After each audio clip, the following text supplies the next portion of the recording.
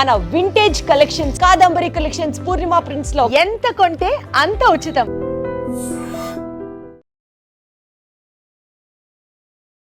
Welcome to I dream think again. నేను Udayasri.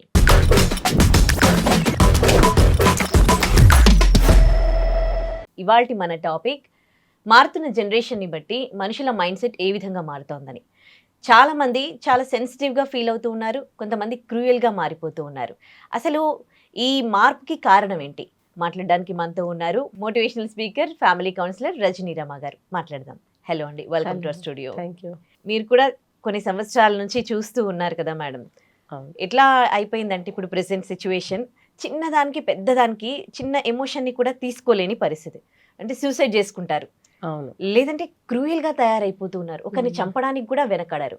So ఇంతకు ముందు ఇది లేదు, ఒక డికేడ్ బ్యాక్ వెళ్తే కూడా లేదు. ఎందుకు అంటే దేని ఇంపాక్ట్ ఇట్లా మనుషుల మైండ్ సెట్ అనేది మారిపోతుంది? మీరు మీ అబ్జర్వేషన్లో మీరు గ్రహించింది ఏంటి? ఏంటంటే ఏ జనరేషన్కి ఆ జనరేషనే మార్పు అనేది వస్తుంది. ఎవ్రీ డికేడ్కి ఒక చేంజ్ అనేది వస్తూనే ఉంది, మీరు గమనించారంటే. సో దానికి అనుగుణంగా వెళ్ళాల్సి ఉంటుంది. వెళ్తున్నప్పుడు ఏమవుతుందంటే బ్యాక్ జనరేషన్ అంటే ఎవరైతే పేరెంట్స్ ఉంటారో వాళ్ళు ఒక విధానాన్ని పాటిస్తూ ఉంటారు. వీళ్ళు మారుతున్న టెక్నాలజీ అనుకోండి, ఎడ్యుకేషన్ విధానం అనుకోండి, సమాజంలో మనకు ఎదురవుతున్న సమస్యలే కానీ, మనకు అందుబాటులో ఉన్న సౌకర్యాలే కానీ, వాట్ ఎవర్ ఇట్, వీటికి అనుగుణంగా వీళ్ళు వెళ్ళాల్సి వస్తుంది.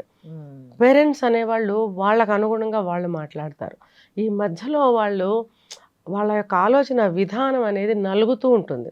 ముందుకెళ్ళాలా, వెనక్కి రావాలా, అంటే వీళ్ళది మనం పాటించాలా, వాళ్ళది ఇది ప్రతి జనరేషన్లోనూ వస్తుంది. ఇది ఈ సమస్య అనేది ప్రతి జనరేషన్లో మాకు మా పేరెంట్స్కి రావచ్చు, మాకు మా పిల్లలకి రావచ్చు, మళ్ళీ వాళ్ళ పిల్లలకి రేపు రావచ్చు, అట్లా అనమాట. ఎవ్రీ జనరేషన్కి ఇది ఉంటుంది. దీనికి ఏమిటంటే ఇప్పుడు ఎలా అయిందంటే ఎక్స్పెక్టేషన్స్ చాలా ఎక్కువైపోయినాయి. దానికి ఆ పేరెంట్స్ దగ్గర బ్యాలెన్స్ అవ్వటం లేదు. వీళ్ళకి ఆ ఎక్స్పెక్టేషన్స్ కావాలి. ఫర్ ఎగ్జాంపుల్ ల్యాప్టాప్, లేకపోతే ఇప్పుడు ఏ టెక్నాలజీ వస్తుంది, ఈ ఆలోచనలు ఉంటాయి వీళ్ళకి. పేరెంట్స్ ఏం చెప్తారు, ఇప్పుడు ఇది కొంచెం లేకపోతే కొద్ది రోజులు అడ్జస్ట్ అవ్వు. కానీ సిచ్యువేషన్ డిమాండ్స్ ఏంటంటే ఇప్పుడు ఇది లేకపోతే ఇది నడవదు. ఆబ్వియస్లీ అంతే. ఇప్పుడు మొబైల్ చేతిలో లేకపోతే మీకు ఒక్క నిమిషం ఏ పనికైనా అసలు అవుతుందా? అస్సలు అవ్వదు. మన పేరెంట్స్ పెద్దవాళ్ళు ఏం చెప్తారు, మా టైంలో ఉన్నాయా, పనులు అవ్వలేదా అంటే అయ్యాయి. ఆ రోజుల్లో సమస్యలు చిన్నగా ఉండేవి, సౌకర్యాలు తక్కువ ఉన్నా అన్ని అందుబాటులో ఉండేవి, డిస్టెన్సెస్ అనేవి దగ్గరగా ఉండేవి. ఎవరికైనా తెలిసిన వాళ్ళకి చెప్పినా మనకు ఆ పని అయిపోతుండేది, మనమే వెళ్ళక్కర్లేదు. ఆ సిచ్యువేషన్స్ వేరు, ఇప్పుడు వేరు. ఇప్పుడు ప్రతిదీ కూడా డిస్టెన్సెస్ చాలా ఎక్కువ ఉంటున్నాయి, ఎవరిని అడిగే పరిస్థితి లేదు, అడిగితే కూడా వింతగా చూసే పరిస్థితులు వస్తున్నాయి. సో మొబైల్ ద్వారా మనం ఖండాలు దాటి కూడా మన పనులు అర నిమిషంలో చేసుకుంటాం. సో ఎందుకు మనం దీన్ని అవైల్ చేసుకోవద్దు, ఈ సౌకర్యాలని మనము ఈ టెక్నాలజీని ఎందుకు ఉపయోగించుకోవద్దు? ఈ క్రమంలో ఏంటంటే మొబైల్తో ఎక్కువ కనెక్ట్ అయి ఉంటున్నారు. అంటే మంచికి కొంతమంది చెడుకి ఎక్కువ కనెక్ట్ అయి ఉంటున్నారు. ఆ కేటగిరీని ఇప్పుడు మనం తీసుకోవద్దు. ఒక మంచికి, ఒక ఆఫీస్ వర్కే కానీ, ఒక ఈవెన్ ప్రాపర్టీ ట్యాక్స్ దగ్గర నుంచి, ఫోన్ బిల్ దగ్గర నుంచి, ఏమైనా జెప్టో దగ్గర నుంచి ఏమైనా తెప్పించుకోవాలన్నా ఈ మొబైల్ అవసరమే. ఇది అంతా మంచి. పేరెంట్స్ ఏమంటారంటే ఎప్పుడు చూసినా ఫోన్లోనే ఉంటావు. ఈవెన్ బ్యాంక్ ట్రాన్సాక్షన్స్, డిపాజిట్స్ మనం డిపాజిట్ చేయాలన్నా వాడిని క్యాన్సిల్ చేయాలన్నా మనం ఇంట్లో ఉండి చేసుకోవచ్చు. ఇంటర్నేషనల్ బ్యాంకింగ్ మనం చేస్తున్నాం ఇంట్లో కూర్చొని. కానీ ఇది తెలియని వాళ్ళు, చూసేవాళ్ళు ఎప్పుడు బ్యాంక్ దాంట్లో మొబైల్లోనే కూర్చుంటావు అని అంటారు కదా. ఇదంతా కూడా రాంగ్ అభిప్రాయంతో ఉన్నప్పుడు ఈ జనరేషన్కి ఆ జనరేషన్కి మధ్య నలుగుడు అనేది జరుగుతుంది. మరి అలాగే ఈ జనరేషన్ అప్పుడు జెన్జీ వాళ్ళు ఉన్నారు, 80s 90s అట్లా పుట్టిన వాళ్ళు నెక్స్ట్ డెకేడ్కి వాళ్ళు కూడా చాలా సమస్యలు ఎదుర్కొంటారు. ఇప్పుడు ఆల్ఫా జనరేషన్ పుట్టేశారు, నెక్స్ట్ బీటా వస్తారు. అప్పుడు ఏమవుతుందండి, ఇంకా అడ్వాన్స్ వెళ్తుంది. ఆఫ్టర్ దట్ ఏమొస్తుందో కూడా మనకు తెలియదు. అంటే కాలానుగుణంగా ఏవేవో మార్పులు, ఏవేవో టెక్నాలజీలు కొత్తవి రావాలి. ఎందుకంటే ఇప్పుడే మనకు చంద్రమండలానికి వెళ్తున్నారు, లేకపోతే ఇంకో మార్స్కి వెళ్తున్నారు, ఇంకో దగ్గరికి వెళ్తున్నారు. ఈ తర్వాత అది టూరిజం ప్లేస్ గా కూడా తయారు అయిపోతది. చేస్తారు.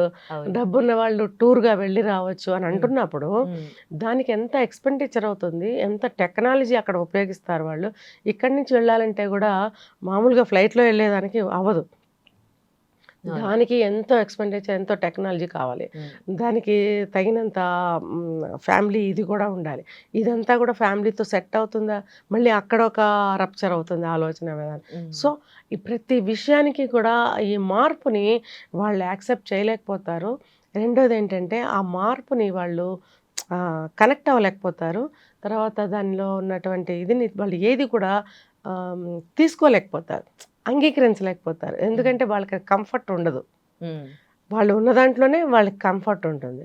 ఎవ్రీ జనరేషన్ ఉమ్, ఇప్పుడు మాకు మీకు పిల్లలకి, మాకు మా పేరెంట్స్కి, ఇట్లా ఏ జనరేషన్ తీసుకున్నా కూడా ఇది ఇలాంటి సిచ్యువేషనే ఉంటుంది. ఉమ్, అయితే నేను చెప్పేది ఏంటంటే ఇది ఈ టైంకి ఇది అవసరం కాబట్టి మనం నేర్చుకోకపోయినా వాళ్ళని అందులోకి వెళ్ళనివ్వాలి. అందులో కూడా తప్పొప్పులు ఉంటాయి. ప్రతి జనరేషన్లో ప్రతి విషయాల్లో ఆ కాలంలో వచ్చినటువంటి న్యూ విషయం ఏదైతే ఉంటుందో, టెక్నాలజీ కావచ్చు, ఇంకోటి అందులో మార్పుని మీరు తీసుకున్నట్టయితే మంచి చెడ్డలు చూసుకుని వెళ్ళండి. ఉమ్, ప్రతి చోట మంచి చెడ్డలు ఉంటాయి, ఏ జనరేషన్ అయినా సరే, ఏ విషయమైనా. సో మీరు అక్కడ అది చూసుకుని ముందుకెళ్ళండి అని చెప్తూ వీళ్ళు కూడా అదే మైండ్ సెట్ని ఉంచుకుని వీళ్ళు అందులోకి వెళ్ళలేకపోయినా అక్కడ ఆగాలి.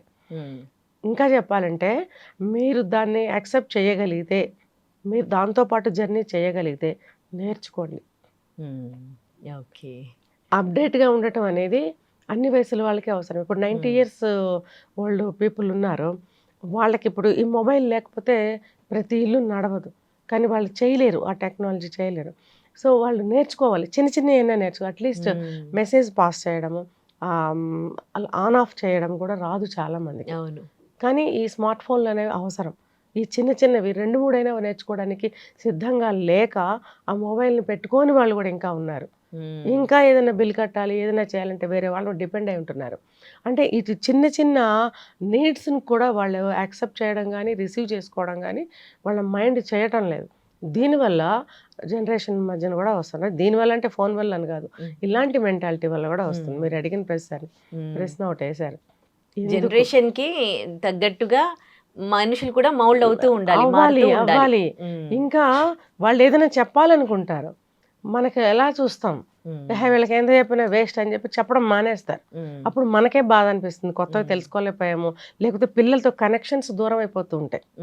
అబ్వియస్లీ వీళ్ళకి ఏం రిసీవ్ చేసుకోరు, చెప్పినా అర్థం కాదు, ఒకవేళ ఎలాగోలా మన కోసం విన్న ఆ క్షణంలోనే మర్చిపోతారు అనే అభిప్రాయం పిల్లలకు వస్తే, పిల్లలేంటి మనవాళ్ళు ఏంటి, వాళ్ళు ఆటోమేటిక్గా దూరం అయిపోతారు.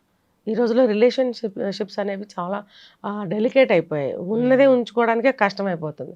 ఇంకా ఇలాంటి సందర్భాల్లో ఆ రిలేషన్స్ అన్నీ పోగొట్టుకుంటే మంచిది కాదు. కాబట్టి అందరూ కూడా కొత్త మార్పుని ఇన్వైట్ చేయాలి.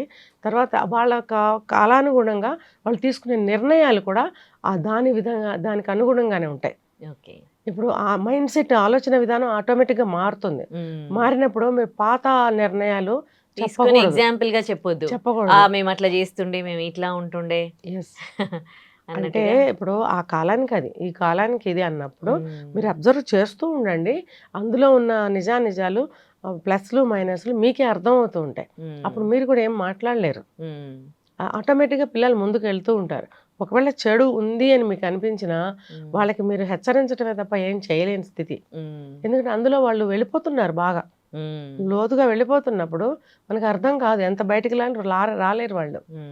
కాకపోతే ఆ కల్చర్ అనేది ఉంది చూసారా, ఆ కల్చర్ అనేది బ్యాడ్ కల్చర్కి లొంగకూడదు. మళ్ళీ బ్యాడ్ కల్చర్ వైపు మనం వెళ్లకుండా కొత్త మార్పుని మనం ఇన్వైట్ చేస్తూ, ఏదైతే బ్యాడ్ అనేది అన్ని రోజుల్లో ఒకటే, తాగడం అనేది అన్ని రోజుల్లోనూ బ్యాడే, సిగరెట్ అనేది అన్ని తరాల్లోనూ ఒకటే బ్యాడే. ఇంకా ఇప్పుడు దానికి ఇంకా పబ్బులు అవి ఇవి చాలా రకరకాలు వచ్చాయి. ఇదంతా బ్యాడ్. కాబట్టి మీ యొక్క డెవలప్మెంట్ ఏదైతే ఉందో దాని డెవలప్మెంట్ వైపు చూసుకోండి, కానీ ఆ చెడు వైపు వెళ్ళకండి.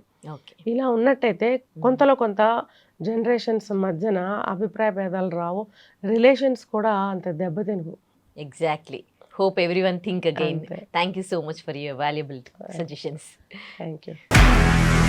నిజంగా ప్రస్తుతం ఉన్నటువంటి సమాజం దేనికి ప్రయారిటీ ఇస్తుంది? ఆర్థిక సంబంధాల చుట్టూ మాత్రమే తిరుగుతోంది. మళ్ళీ ఎన్నికలంగానే చాలా విరక్తి కలుగుతాను. మంచి అనిపిస్తుంది కదా, లేడీస్ కూడా ఛాలెంజింగ్ జాబ్స్ చేసినప్పుడు చాలా బాగుంటది. ట్రాఫిక్ అసిస్టెంట్స్ గా నియమించిన ట్రాన్స్జెండర్స్ అందరితో సాల్యూట్ చేయించుకుంటున్నారు. ఫుడ్ డెలివరీ ఇవ్వటానికి వెళ్ళినటువంటి డెలివరీ బాయ్ అనిల్ పై కళ్ళ ముందు పెళ్ళండి